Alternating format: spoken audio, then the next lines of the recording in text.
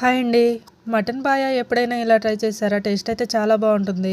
ముందుగా mutton bones తీసుకొని నీట్గా కడిగేసుకొని పెట్టుకున్నాక 2 మీడియం సైజ్ ఆనియన్స్ 10-15 వరకు పచ్చిమిరపకాయలు కట్ చేసుకొని పెట్టుకున్నాక స్టవ్ వెలిగించుకొని ఒక కుక్కర్ పెట్టుకొని మసాలా దినుసులు అయితే వేసుకోవాలి. వీటిలో కొంచెం మిరియాలు ఎక్కువగానే వేసుకోండి, ఎందుకంటే దీంట్లో కారం అసలు వేసుకోము.